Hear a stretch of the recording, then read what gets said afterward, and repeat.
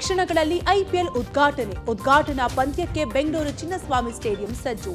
ಬೆಂಗಳೂರು ಹೈದರಾಬಾದ್ ನಡುವೆ ಸೆಣಸಾಟ. ಪ್ರದೀಪ್ ಈಶ್ವರ್ಗೆ ಚಪ್ಪಲಿ ತೋರಿಸಿದ ಬಿಜೆಪಿ ಕಾರ್ಯಕರ್ತರು. ಏಪ್ರಿಲ್ 1ರಿಂದ ರಷ್ಯಾ ತೈಲ ರಫ್ತು ಸ್ಥಗಿತ. ಭಾರತಕ್ಕೆ ಹೊಡೆತ ಸಾಧ್ಯತೆ. ಹೋರ್ಮುಜ್ ಜಲಸಂಧಿ ನಿಯಂತ್ರಣಕ್ಕೆ ಯುಎಇ ಯತ್ನ. ಮತ್ತಷ್ಟು ಸುದ್ದಿಗಳನ್ನು ನೋಡೋಣ ಇವತ್ತಿನ ಕರ್ನಾಟಕ ಟಾಪ್ 20ಯಲ್ಲಿ.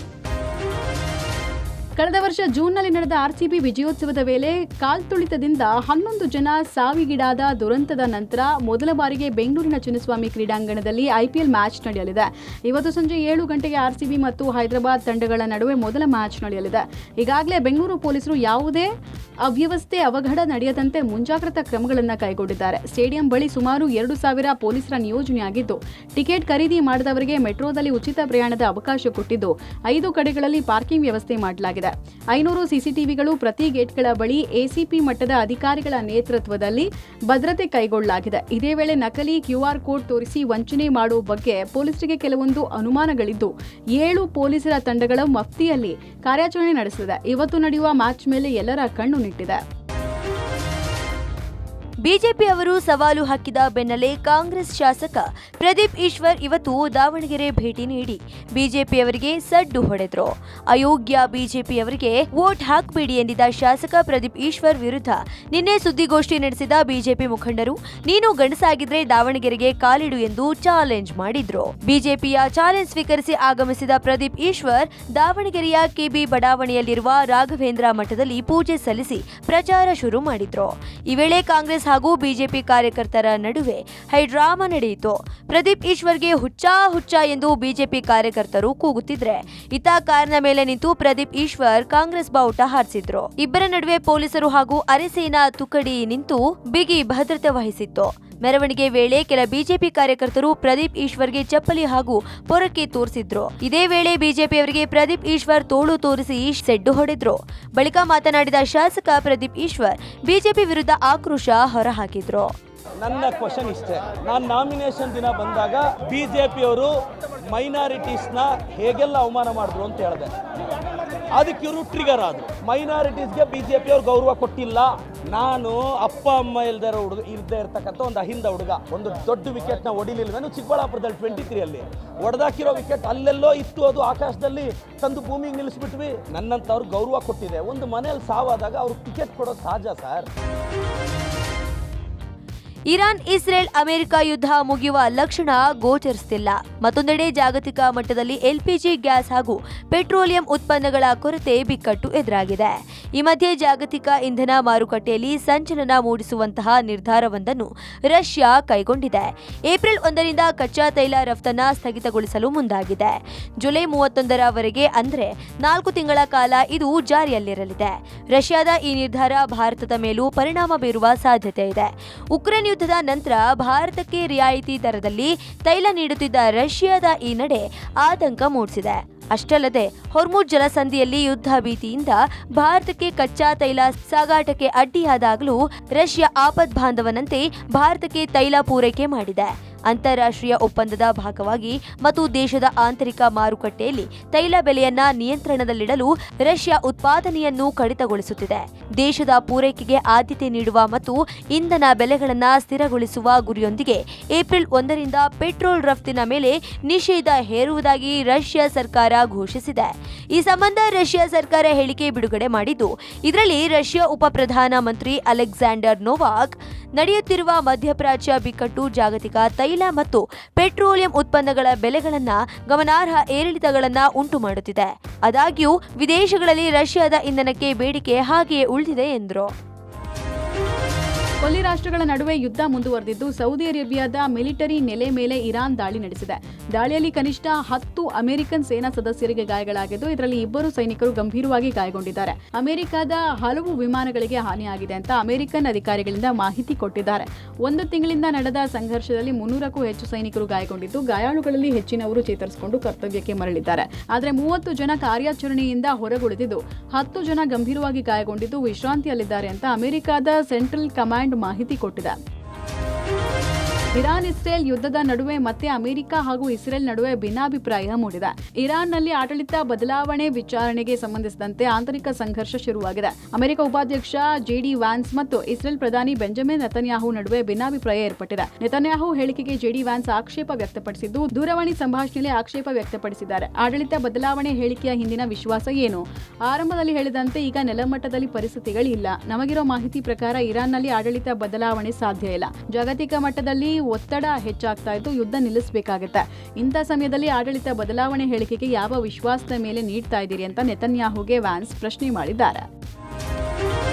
ಯುದ್ಧದ ನಡುವೆ ಹಾರ್ಮುಜ್ ಜಲಸಂಧಿಯ ಮೇಲೆ ನಿಯಂತ್ರಣಕ್ಕೆ ಯುಎಇ ಪ್ರಯತ್ನಿಸಿದೆ. ಅಮೆರಿಕದ ನೇತೃತ್ವದಲ್ಲಿ ಹಾರ್ಮುಜ್ ಜಲಸಂಧಿ ವಿಚಾರದಲ್ಲಿ ಹಾರ್ಮುಜ್ ಭದ್ರತಾ ಪಡೆ ರಚಿಸೋಕೆ ಯುಎಇ ಸಿದ್ಧತೆ ನಡೆಸಿದೆ ಅಂತ ಮಾಹಿತಿ ಲಭ್ಯ ಆಗಿದೆ. ಈ ಮಾರ್ಗದಲ್ಲಿ ಸಂಚರಿಸುವ ಹಡಗುಗಳಿಗೆ ಭದ್ರತೆ ಒದಗಿಸುವ ದೃಷ್ಟಿಯಿಂದ ಭದ್ರತಾ ಪಡೆ ರಚನೆ ಮಾಡೋಕೆ ಯುಎಇ ಮುಂದಾಗಿದ್ದು, ಈಗಾಗಲೇ ಹಲವು ದೇಶಗಳಿಗೆ ಯುಎಇ ಮನವಿ ಮಾಡಿಕೊಂಡಿದೆ. ಈ ಬಗ್ಗೆ ಚರ್ಚೆ ಆರಂಭಿಸಿರುವ ಯುಎಇ ಭವಿಷ್ಯದಲ್ಲಿ ಹಾರ್ಮುಜ್ ಮೇಲೆ ನಿಯಂತ್ರಣ ಮತ್ತು ಹಡಗುಗಳ ಮೇಲಿನ ಇರಾನ್ ದಾಳಿ ತಡೆಯೋದಕ್ಕೆ ಪ್ಲಾನ್ ಮಾಡಿಕೊಂಡಿದೆ. ಯುಎಇ ಆರ್ಥಿಕತೆಗೆ ಹಾರ್ಮುಜ್ ಜಲಸಂಧಿ ಅತಿ ಮುಖ್ಯವಾಗಿದ್ದು, ಈ ಹಿನ್ನೆಲೆಯಲ್ಲಿ ಯುಎಇ ಯೋಜನೆಗೆ ಮುಂದಾಗಿದೆ. ಬೆಂಗಳೂರು ನಗರದಲ್ಲಿ ಕಮರ್ಷಿಯಲ್ ಗ್ಯಾಸ್ ಸಿಲಿಂಡರ್ಗಳ ಪೂರೈಕೆ ಸ್ಥಗಿತಗೊಂಡಿದ್ದು, ಪಾರ್ಟಿ ಹಾಲ್ಗಳಿಗೂ ಇದರ ಎಫೆಕ್ಟ್ ತಟ್ಟಿದೆ. ಶೇಷಾದ್ರಿಪುರಂನಲ್ಲಿರುವಂತಹ ಚಾಲುಕ್ಯ ಸಾಮ್ರಾಟ್ ಹೋಟೆಲ್ನಲ್ಲಿ ಮದುವೆ, ನಾಮಕರಣ, ಇತರೆ ಕಾರ್ಯಕ್ರಮಗಳ ಬುಕಿಂಗ್ ಕ್ಯಾನ್ಸಲ್ ಮಾಡಿಕೊಳ್ತಿದ್ದಾರೆ. ಸಿಲಿಂಡರ್ಗಳು ಸಿಗದೇ ಇದ್ದಿದ್ದಕ್ಕೆ ಹೋಟೆಲ್ ಬಿಸಿನೆಸ್ ಕೂಡ ತಂಡ ಹೊಡೆದಿದೆ. ಕಳೆದ 1 ತಿಂಗಳಿಂದ ಬುಕಿಂಗ್ ಕ್ಯಾನ್ಸಲ್ ಮಾಡಿಕೊಂಡಿದ್ದಾರೆ. ವಿದ್ಯುತ್ ಬಿಲ್, ವಾಟರ್ ಬಿಲ್ ಕಟ್ಟೋಕು ಸಮಸ್ಯೆ ಆಗ್ತಿದೆ ಅಂತ ಹೋಟೆಲ್ ಮಾಲೀಕರು ಅಳಲು ತೊಡ್ಕೊಂಡಿದ್ದಾರೆ. ನಗರದ ಹಲವು ಪಾರ್ಟಿ ಹಾಲ್ಗಳಿಗೂ ಇದರ ಬಿಸಿ ತಟ್ಟಿದ್ದು, ಲಕ್ಷಾಂತರ ರೂಪಾಯಿ ನಷ್ಟ ಆಗ್ತಾ ಇದೆ. ಆರ್ಡರ್ ಕೊಡೋಕೆ ಬಂದವರು ಕೆಲವರು ಸಿಲಿಂಡರ್ ತರ್ತಾ ಇದ್ದು, ಇನ್ನೂ ಕೆಲವರಿಗೆ ಸಿಗ್ತಾನೆ ಇಲ್ಲ. ಹೀಗಾಗಿ ತಾತ್ಕಾಲಿಕವಾಗಿ ಬಂದ್ ಮಾಡುವ ನಿರ್ಧಾರಕ್ಕೆ ಬಂದಿದ್ದಾರೆ. ಪಾರ್ಟಿ ಹಾಲ್ ಅಂತ ನೋಡಿ ಖಾಲಿ ಹೊಡಿತಿದೆ. ಎನ್ಕ್ವೈರಿ ನನ್ನ ಪಾರ್ಟಿ ಹಾಲ್ ದಿನ ಡೈಲಿ ಬರ್ತಾರೆ. ನಾವು ಪಾರ್ಟಿ ಯಾವುದು ಬುಕಿಂಗ್ ತೊಗೊಳ್ತಾ ಇಲ್ಲ. ಗ್ಯಾಸ್ ಪ್ರಾಬ್ಲಮ್ ತುಂಬ ತೊಂದರೆ ಆಗ್ತಿದೆ, ತುಂಬ ಕಷ್ಟ ಆಗ್ತಿದೆ. ಹೋಟ್ಲ್ ಇಂಡಸ್ಟ್ರಿ ನಡೆಸೋದೇ ಕಷ್ಟ ಆಗ್ತಿದೆ. ಆ ಥರ ಆಗಿದೆ ಪ್ರಾಬ್ಲಮ್ಗಳು. ಅದು ತೊಗೊಳ್ಳಿ ಸರ್, ಕ್ಯಾಟ್ರಿಂಗ್ ತೊಗೊಳ್ಳಿ. ನಾವು ಹೇಳ್ತೀವಿ ಗ್ಯಾಸ್ ಪ್ರಾಬ್ಲಮ್ ಇದೆ, ನಮಗೆ ಕ್ಯಾಟ್ರಿಂಗ್ ತೊಗೊಳ್ಳಲ್ಲ, ನೀವು ಡೇಟ್ ಮುಂದೆ ಹಾಕ್ಕೊಳ್ಳಿ ಅಂತ ಹೇಳ್ತೀವಿ ಅವರಿಗೆ. ಈ ಗ್ಯಾಸ್ ಪ್ರಾಬ್ಲಮಿಂದ ಯಾರಿಗೂ ಮಾಡೋಕ್ಕಾಗ್ತಾಯಿಲ್ಲ, ಹಂಗಾಗಿದೆ. ಹೋಟ್ಲವರಿಗಂತೂ ತುಂಬ ಕಷ್ಟ ಆಗ್ತಿದೆ. ಈ ಥರ ತುಂಬ ಕಷ್ಟ. ಒಂದು ಮಂತ್ ಆಯ್ತು, 1 ತಿಂಗಳಿಂದ ನಾವು ಬುಕಿಂಗ್ ತೊಗೊಳ್ತಾನೆ ಇಲ್ಲ. 1 ತಿಂಗಳು ಯಾವುದೂ ಬುಕಿಂಗ್ ತೊಗೊಳ್ತಾ ಇಲ್ಲ. ಬುಕಿಂಗ್ ತೊಗೊಂಡಿದ್ದು ಅವ್ರಿಗೆ ರಿಕ್ವೆಸ್ಟ್ ಮಾಡಿಬಿಟ್ಟು ನಾವು ಬೇರೆ ಡೇಟ್ ಕೊಟ್ಟಿದ್ದೀವಿ. ಜೂನ್ ಜುಲೈಯಲ್ಲಿ ಕೊಟ್ಟಿದ್ದೀವಿ ಡೇಟ್ ಅವರಿಗೆ. ಅವ್ರು ಒಪ್ಕೊಂಡಿದ್ದಾರೆ ಈ ಥರ ಪ್ರಾಬ್ಲಮ್ ಇದೆ, ಗ್ಯಾಸ್ ಪ್ರಾಬ್ಲಮ್ ಇದೆ ಅಂತ. ಯುದ್ಧದ ಎಫೆಕ್ಟ್ನಿಂದ ನಗರದಲ್ಲಿ ಗ್ಯಾಸ್ ಸಮಸ್ಯೆ ಮುಂದುವರೆದಿದೆ. ಟೋಟಲ್ ಗ್ಯಾಸ್, ಗೋ ಗ್ಯಾಸ್, ಸೂಪರ್ ಗ್ಯಾಸ್ ಬಂಕ್ಗಳು ಬಂದಾಗಿದ್ದು, ಆಟೋಗೆ ಗ್ಯಾಸ್ ಸಿಗದೆ ಆಟೋ ಮಾಲೀಕರು ಇವತ್ತು ಕೂಡ ಪರದಾಟ ನಡೆಸ್ತಾ ಇದ್ದಾರೆ. ನಗರದ ಹಲವು ಕಡೆಗಳಲ್ಲಿ ಬಹುತೇಕ ಗ್ಯಾಸ್ ಬಂಕ್ಗಳು ಬಂದ್ ಮಾಡಲಾಗಿದ್ದು, ತಾತ್ಕಾಲಿಕವಾಗಿ ಎಲ್ಪಿಜಿ ಸಪ್ಲೈ ಆಗೋ ತನಕ ಬಂಕ್ ಬಂದ್ ಮಾಡಿದ್ದೀವಿ ಅಂತ ಬಂಕ್ ಮಾಲೀಕರು ಪೋಸ್ಟರ್ ಹಾಕಿ ವಿನಂತಿಸಿಕೊಂಡಿದ್ದಾರೆ. ಇದನ್ನೇ ಬಂಡವಾಳ ಮಾಡಿಕೊಂಡಿರುವ ಗ್ಯಾಸ್ ಇರೋ ಬಂಕ್ ಮಾಲೀಕರು ರೇಟ್ ಹೆಚ್ಚಿಸಿಕೊಂಡಿದ್ದಾರೆ. ನಿನ್ನೆ 87ರಿಂದ 84 ರೂಪಾಯಿ ಇದ್ದ ಆಟೋ ಗ್ಯಾಸ್ ರೇಟ್ ಇವತ್ತು 100 ರೂಪಾಯಿಗೆ ಏರಿಸಿದ್ದಾರೆ. ಇದರ ಬಗ್ಗೆ ಅಳಲು ತೊಡ್ಕೊಂಡಿರುವ ಆಟೋ ಚಾಲಕರು, ಗ್ಯಾಸ್ ಬೆಲೆ ಜಾಸ್ತಿ ಅಂತ ನಾವು ಪ್ರಯಾಣಿಕರಿಗೆ ಜಾಸ್ತಿ ಕೇಳೋಕ್ಕಾಗಲ್ಲ. ಜಾಸ್ತಿ ಕೇಳಿದ್ರೆ ಪ್ರಯಾಣಿಕರು ನಾವ್ಯಾಕೆ ಕೊಡಬೇಕು ಅಂತಾರೆ. ಯಾವಾಗ ಈ ಸಮಸ್ಯೆ ಬಗೆಹರಿಯುತ್ತೋ ಗೊತ್ತಿಲ್ಲ. ಬೆಳಗ್ಗೆ 4 ಗಂಟೆಯಿಂದ 100 ರೂಪಾಯಿ ದುಡಿದಿಲ್ಲ. ಬದುಕು ನಡೆಸೋದೇ ತುಂಬ ಸಮಸ್ಯೆ ಆಗಿದೆ ಅಂತ ತಮ್ಮ ಅಳಲನ್ನು ತೋಡ್ಕೊಂಡಿದ್ದಾರೆ. ಇವಾಗ ರೇಟ್ ಜಾಸ್ತಿ ಆಗ್ಬಿಟ್ಟೈತೆ. ನಾವು 10 ರೂಪಾಯಿ ಜಾಸ್ತಿ ಕೇಳಿದ್ರೆ ಯಾರು ಪಬ್ಲಿಕ್ ಕೊಡೋಲ್ಲ. ಏನಕ್ಕೆ ಕೊಡಬೇಕು ಅಂತಾರೆ. ನೀವು ಹೋಗಿ ಅಲ್ಲಿ ಮಾತಾಡಿ ಅಂತಾರೆ. ನಾವೆಲ್ಲ ಹೋಗಿ ಅಲ್ಲಿ ಮಾತಾಡೋದು ಒಬ್ಬನೇ. ಸಮಸ್ಯೆನೇ ಬೆಳಗ್ಗೆಯಿಂದ 100 ರೂಪಾಯಿ ಸಂಪಾದನೆ ಮಾಡಿಲ್ಲ. 4 ಗಂಟೆಗೆ ಬಂದು ಇವಾಗ ಇಲ್ಲೇ 4 ಬಂಕ್ ಇದೆ. 4 ಬಂಕು ಬಂದೆ. LPG ಇದು CNG ಮಾತ್ರ ನಡೀತಾನೆ ಐತೆ. ಪೆಟ್ರೋಲ್, ಡೀಸೆಲ್ ಸಿಗೋದಿಲ್ಲ ಅನ್ನೋ ವದಂತಿ ನಡುವೆ ರಾಜ್ಯಾದ್ಯಂತ ಜನ ಪೆಟ್ರೋಲ್ ಹಾಕಿಸ್ಕೊಳ್ಳೋಕೆ ಮುಗಿಬಿದ್ದಿದ್ದಾರೆ. ಅಲ್ಲದೆ ಬಾಟಲ್ ಮತ್ತು ಕ್ಯಾನ್ಗಳಲ್ಲಿ ಪೆಟ್ರೋಲ್ ತುಂಬಿಸ್ಕೊಳ್ಳೋಕೆ ಬರ್ತಾ ಇದ್ದು, ಇದರಿಂದ ಎಚ್ಚೆತ್ತ ಬಂಕ್ ಮಾಲೀಕರು ಪೆಟ್ರೋಲ್ ಬಂಕ್ಗಳಲ್ಲಿ ನೋಟಿಸ್ ಅಂಟಿಸಿದ್ದಾರೆ. ಮಾಗಡಿ ರಸ್ತೆಯಲ್ಲಿರುವ ಇಂಡಿಯನ್ ಆಯಿಲ್ ಬಂಕ್ನಲ್ಲಿ ಪೆಟ್ರೋಲ್, ಡೀಸೆಲ್ ವಿತರಣೆಯಲ್ಲಿ ಯಾವುದೇ ಸಮಸ್ಯೆ ಇಲ್ಲ. ಯಾವುದೇ ಬಾಟಲ್, ಕ್ಯಾನ್ಗಳಿಗೆ ಪೆಟ್ರೋಲ್, ಡೀಸೆಲ್ ಹಾಕೋದಿಲ್ಲ ಅಂತ ಬಂಕ್ ಮಾಲೀಕರು ನೋಟಿಸ್ ಅಂಟಿಸಿ ಜನರಿಗೆ ಮಾಹಿತಿ ಕೊಡ್ತಿದ್ದಾರೆ.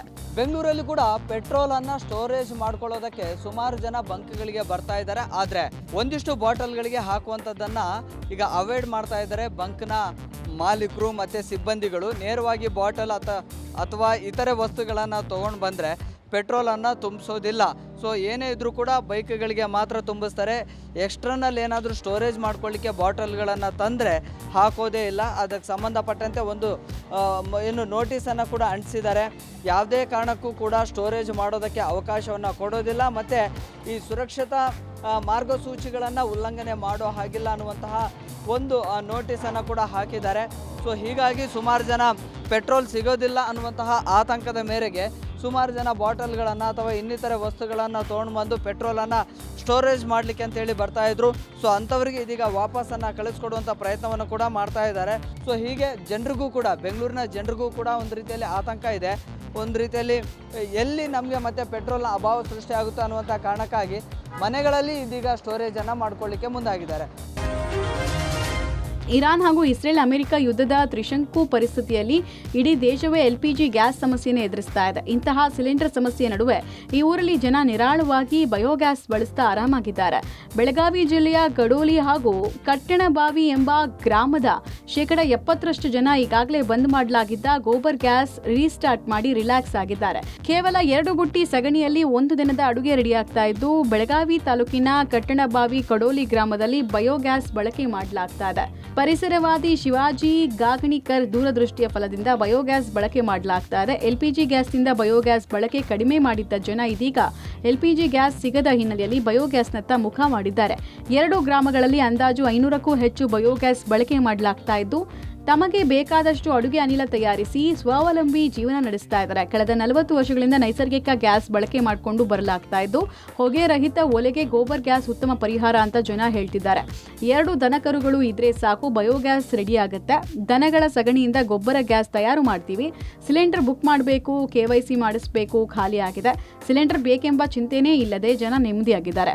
ಗ್ರಾಮದಲ್ಲಿ ಹಣ ಉಳಿತಾಯ ಸೇರಿದಂತೆ ಸ್ಫೋಟದ ಆತಂಕ ಇಲ್ಲದೆ ಜೀವನ ನಿರ್ವಹಣೆಯನ್ನ ಉತ್ತಮವಾಗಿ ನಡೆಸುತ್ತಿದ್ದಾರೆ. ಗ್ಯಾಸ್ ಇದು ಸಾಲ್ತೈತ್ರಿ. 2 ಮತ್ತು ಜಳಕಕ್ಕೆ ನೀರು ಬೇಕಾದ್ರೆ 2 ಬುಟ್ಟಿ ಕಲ್ಸೋದ್ರಿ. ಟೆನ್ಷನ್ ಇಲ್ರಿ. ಇದ್ರ ಮೇಲೆ ಚಪಾತಿ, ರೊಟ್ಟಿ, ಅನ್ನ, ಪಲ್ಯ, ಸಾರು ಎಲ್ಲ ಮಾಡ್ತೀವಿ. ಈ 8 ವರ್ಷದಿಂದ ಯೂಸ್ ಮಾಡ್ತೀವಿ. ಇರಾನ್ ಇಸ್ರೇಲ್ ಅಮೆರಿಕದ ಯುದ್ಧದ ತೀವ್ರತೆ ದಿನದಿಂದ ದಿನಕ್ಕೆ ಹೆಚ್ಚಾಗುತ್ತಿದೆ. ಇದರ ನಡುವೆ ಹಾವೇರಿಯಲ್ಲಿ ಹೈವೇ ಪಕ್ಕದ ಹೋಟೆಲ್ ಡಾಬಾಗಳಿಗೂ ಯುದ್ಧದ ಬಿಸಿ ತಟ್ಟಿದೆ. ಹಾವೇರಿ ಜಿಲ್ಲೆ ಶಿಗ್ಗಾಂವಿ ತಾಲೂಕಿನ ಬಂಕಾಪುರ ಬಳಿ ಇರೋ NH48ರ ಪಕ್ಕದಲ್ಲಿರೋ ಡೆಲ್ಲಿ ದರ್ಬಾರ್ ಹೋಟೆಲ್ ಮಾಲೀಕರು ಪರದಾಡುವ ಪರಿಸ್ಥಿತಿ ನಿರ್ಮಾಣವಾಗಿದೆ. ಗ್ಯಾಸ್ ಸಿಗದ ಹಿನ್ನೆಲೆ ಸೌದೆ ಒಲೆಯಲ್ಲಿ ಬಿರಿಯಾನಿ, ಅನ್ನ, ಸಾಂಬಾರ್ ರೆಡಿ ಮಾಡ್ತಿದ್ದಾರೆ. ಗ್ಯಾಸ್ ಸಿಗದ ಹಿನ್ನೆಲೆ ಹೋಟೆಲ್ ಮೆನುವಿನಲ್ಲಿ ಬದಲಾವಣೆ ಮಾಡಲಾಗಿದೆ. ಸಿಲಿಂಡರ್ ಇದ್ದಿದ್ದರೆ ಎಲ್ಲ ಐಟಂ ಸಿಗ್ತಾ ಇತ್ತು. ಬಿರಿಯಾನಿ, ದಾಲ್ ಬಿಟ್ಟರೆ ಬೇರೆ ಏನೂ ಮಾಡೋದಕ್ಕೆ ಆಗ್ತಿಲ್ಲ ಎಂದು ಡಾಬಾ ಮಾಲೀಕರು ಅಸಹಾಯಕತೆ ಹೊರಹಾಕಿದ್ದಾರೆ. ಏನ್ ಮಾಡೋದು ಸರ್, ಸಿಲಿಂಡರ್ ಇಲ್ಲದಕ್ಕೆ ಸೌದೆಯಲ್ಲಿ ಅಡುಗೆ ಮಾಡಲೇಬೇಕಿದೆ ಎಂದು ಡಾಬಾ ಮಾಲೀಕರು ಅಳಲು ತೋಡಿಕೊಂಡಿದ್ದಾರೆ. ಹೈವೇಯಲ್ಲಿ ಓಡಾಡುವಂತಹ ಹೋಟೆಲ್ನಲ್ಲಿದ್ದೇನೆ. ಅಂದರೆ ಹಾವೇರಿ ಜಿಲ್ಲೆ ಶಿಗ್ಗಾಂವಿ ತಾಲೂಕಿನ ಬಂಕಾಪುರ ಗ್ರಾಮದ ಬಳಿ ಇರತಕ್ಕಂತಹ ಡೆಲ್ಲಿ ದರ್ಬಾರ್ ಹೋಟೆಲ್ ಭಾಳಷ್ಟು ಹೆಸರುವಾಸಿಯಾದಂತಹ ಹೋಟೆಲ್ ಇದು. ಆದರೆ ಈಗ ಈ ಹೋಟೆಲ್ಗೂ ಕೂಡ ಈಗ ಸಿಲಿಂಡರ್ ಎಫೆಕ್ಟ್ ಆಗಿರುವಂಥದ್ದು. ಅಂದರೆ ಕಳೆದ ಒಂದು 15ರಿಂದ 20 ದಿನಗಳಿಂದ ಕಮರ್ಷಿಯಲ್ ಸಿಲಿಂಡರ್ ಸಿಗದೆ ಪರದಾಡುವಂತಹ ಪರಿಸ್ಥಿತಿ ನಿರ್ಮಾಣವಾಗಿದೆ. ನನ್ನ ಎಡಭಾಗದಲ್ಲಿ ತೋರಿಸ್ತೀನಿ ನಿಮಗೆ. ಈಗಾಗಲೇ ಇದು ಹೋಟೆಲ್ನಲ್ಲಿ ಪ್ರತಿನಿತ್ಯ ಕೂಡ ನೂರಾರು ಜನರು ಕೂಡ ಏನೋ ಉಪಹಾರ ಮತ್ತು ಊಟ ಮಾಡಲಿಕ್ಕೆ ಬರ್ತಾಯಿದ್ರು. ಆದರೆ ಈಗ ಮಾತ್ರ ಇಲ್ಲಿ ಎಲ್ಲ ಸಿಲಿಂಡರ್ ಕೂಡ ಕಮರ್ಷಿಯಲ್ ಸಿಲಿಂಡರ್ ಸಿಗದೆ ಅಡುಗೆ ಮನೆಯನ್ನು ಸಂಪೂರ್ಣವಾಗಿ ಬಂದ್ ಮಾಡಿದ್ದಾರೆ. ವಾರ್ ಎಫೆಕ್ಟ್ನಿಂದಾಗಿ ಗಡಿ ಜಿಲ್ಲೆ ಬೀದರ್ನಲ್ಲಿ ಗೃಹ ಬಳಕೆಯ LPG ಸಿಲಿಂಡರ್ಗಾಗಿ ಪರದಾಡುತ್ತಾ ನಾ ಮುಂದು ಎಂದು ಜನರು ವಾಗ್ವಾದಕ್ಕೆ ಇಳಿದಿದ್ದಾರೆ. ಕ್ಯೂನಲ್ಲಿ ನಿಂತು ಸುಸ್ತಾದ ಜನರು ಗಲಾಟೆಗೆ ಇಳಿಯುತ್ತಿದ್ದು, ಇದರಿಂದ ಏಜೆನ್ಸಿಗಳು ಪೊಲೀಸ್ ಭದ್ರತೆಯಲ್ಲಿ ಗ್ಯಾಸ್ ಸಿಲಿಂಡರ್ಗಳನ್ನು ವಿತರಿಸುತ್ತಿದ್ದಾರೆ. ಬೀದರ್ನ ಕನ್ನಡಾಂಬೆ ವೃತ್ತದ ಬಳಿ ಇರುವ HP ಗ್ಯಾಸ್ ಏಜೆನ್ಸಿಗೆ ನ್ಯೂಟನ್ ಪೊಲೀಸರನ್ನ ನಿಯೋಜಿಸಲಾಗಿದ್ದು, ಸರತಿ ಸಾಲಿಗಾಗಿ ವಾಗ್ವಾದಕ್ಕೆ ಇಳಿದ ಜನರನ್ನ ಹರಸಾಹಸಪಟ್ಟು ನಿಯಂತ್ರಿಸುತ್ತಿದ್ದಾರೆ. ಬುಕ್ ಮಾಡಿದ ಮೆಸೇಜ್ ಬಂದು 20 ದಿನಗಳೇ ಕಳೆದರೂ ಇನ್ನೂ ಸಿಲಿಂಡರ್ಗಳು ಸಿಗದೆ ರಣ ಬಿಸಿಲಿನಲ್ಲಿ ಜನರು ಸರತಿ ಸಾಲಿನಲ್ಲಿ ನಿಂತು ಸುಸ್ತಾಗಿದ್ದಾರೆ. ನಾವು 20 ದಿನದಿಂದ ಏಜೆನ್ಸಿಗಳಿಗೆ ಅಲೆದು ಸುಸ್ತಾಗಿದ್ದೇವೆ. ಕೇಳಿದ್ರೆ ನಾಳೆ ಬನ್ನಿ, ನಾಡಿದ್ದು ಬನ್ನಿ ಎಂದು ಹೇಳಿ ವಾಪಸ್ ಕಳುಹಿಸುತ್ತಿದ್ದಾರೆ ಎಂದು ಜನರು ಆಕ್ರೋಶ ಹೊರಹಾಕುತ್ತಿದ್ದಾರೆ. ನಾವೀಗ ಬೀದರ್ನ ನಗರದ ಇರ್ತಕ್ಕಂಥ ಕನ್ನಡ ಉತ್ತರ ಬರ್ತಕ್ಕಂಥ HP ಗ್ಯಾಸ್ ಮಾಡಿದ್ದೀವಿ. ನೋಡ್ಬೋದು ಯಾವ ರೀತಿ ಸರತಿ ಸಾಲಿ ನಿಂತ್ಕೊಂಡಿದ್ದಾರೆ ಅನ್ನುವಂಥ ದೃಶ್ಯಗಳನ್ನು ನೋಡ್ತಾ ಇದ್ದೀರಿ. ಒಂದು ರೀತಿಯ ಪೊಲೀಸರ ಬಿಗಿ ಭದ್ರತೆಯಲ್ಲಿ ಸಿಲಿಂಡರ್ಗಳನ್ನು ಕೊಡ್ತಾ ಇರುವಂಥದ್ದು. ಇವತ್ತು ನೋಡ್ಬೋದು ಅಲ್ಲಿ ವಾಗ್ವಾದ ಕೂಡ ನಡೀತಾ ಇರುವಂಥದ್ದು. ಜನರು ಕ್ಯೂ ಅಲ್ಲಿ ನಾ ಮುಂದು ತಾ ಮುಂದು ಅನ್ನುವಂಥ ವಾಗ್ವಾದವನ್ನು ಕೂಡ ಮಾಡ್ತಾ ಇರುವಂಥದ್ದು. ಹೀಗಾಗಿ ಜನರು ಒಂದು ಹತೋಟಿಗೆ ನಿಯಂತ್ರಣ ತರಲು ಒಂದು ರೀತಿಯ ಪೊಲೀಸರ ಮೊರೆ ಹೋಗಿರುವಂಥದ್ದು ಏಜೆನ್ಸಿಗಳು. ಹೀಗಾಗಿ ಏಜೆನ್ಸಿ ಪಕ್ಕದಲ್ಲಿ ಒಂದು ರೀತಿ ಏಜೆನ್ಸಿ ಮುಂದ್ಗಡೆ ನೋಡ್ಬೋದು ಯಾವ ರೀತಿ ಅಲ್ಲಿ ಪೊಲೀಸರನ್ನ ಸರಪಗಾಲು ಹಾಕಿರುವಂಥದ್ದು. ಪೊಲೀಸರ ಏನೋ ಒಂದು ಬಿಗಿ ಭದ್ರತೆಯಲ್ಲಿ ಒಂದು ಸಿಲಿಂಡರ್ಗಳನ್ನು ಕೊಡ್ತಾ ಇರುವಂಥ ದೃಶ್ಯಗಳು ನೋಡ್ಬೋದು. ಒಂದು ರೀತಿಯ ವಾಗ್ವಾದ ಕೂಡ ಮಾಡ್ತಾ ಇರುವಂಥದ್ದು. ನಾ ಮುಂದು ತಾ ಮುಂದು ಅನ್ನುವಂಥ ಜನರು ಏನಿದೆ ವಾಗ್ವಾದ ಮಾಡ್ತಾ ಇರುವಂಥದ್ದು. ಹೀಗಾಗಿ ಏಜೆನ್ಸಿಯವರು ಏನಿದ್ರೆ ಒಂದು ರೀತಿಯ ಕಂಗಾಲಾಗಿರುವಂಥದ್ದು.